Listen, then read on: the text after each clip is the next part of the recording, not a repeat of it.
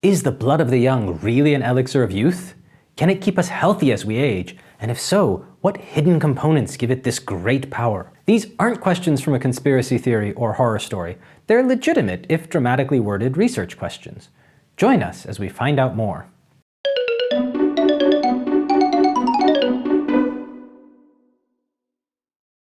Welcome to X10, your one-stop YouTube show for all things life extension.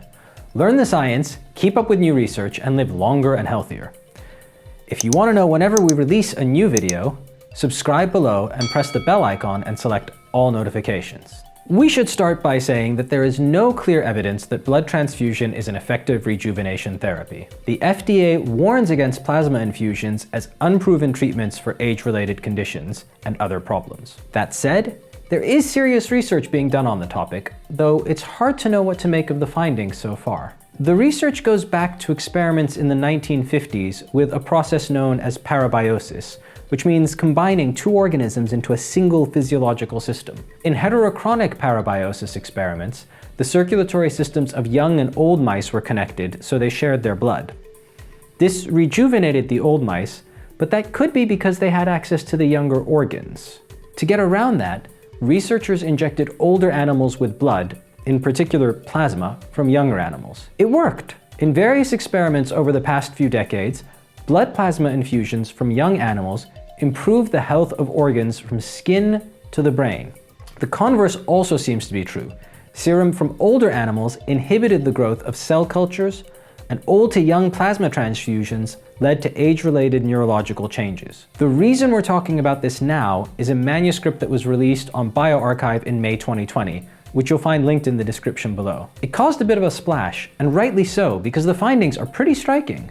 The work was done by a team of researchers at several universities around the world, as well as a couple from a company called Nugenix. The paper basically reports two major results. First, they developed a set of 6 epigenetic clocks for rat tissues, 2 of which can also be used in human tissues. Epigenetic clocks are the topic of another video, but the basic idea is that they estimate age by measuring epigenetic changes. If you don't know what epigenetics is, we've got a series of videos that can teach you about it. The point is that the researchers developed tools to accurately estimate the biological age of various rat tissues. They then used them to measure the effect of treating rats with a blood plasma fraction developed by Nugenix, which they don't describe. The rats were injected 4 times over 8 days, and the process was repeated 95 days later. 60 days after that, the rats were sacrificed, and epigenetic clock estimates were made from their organs. Overall, the epigenetic clocks reported that the rats were 54% younger on average, with specific organs ranging from 19% to 75% younger. That's pretty amazing. Epigenetic clocks generally correlate well with other markers of aging, but the researchers didn't just rely on them. They also measured things like fat accumulation, memory, oxidative stress, and cellular senescence, and in each case, there was improvement.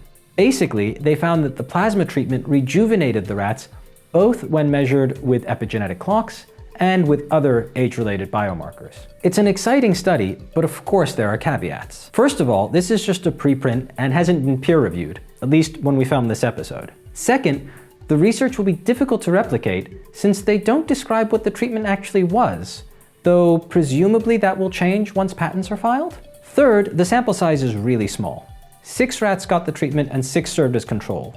That doesn't invalidate the results, but it's worth noting. And speaking of controls, the treatment for the control rats was just a saline solution. As David Sinclair and others have pointed out, it would have been better to use plasma fractions from old blood as a control. Time will tell how well these findings hold up. Even if this particular study doesn't pan out, it does seem like there are some rejuvenating factors in young blood. We just have to figure out what they are and hope that they're easy to synthesize. There's also one more question to resolve. Can these treatments extend lifespan? Despite the evidence for rejuvenation, it might be that plasma treatments don't actually lead to a longer life.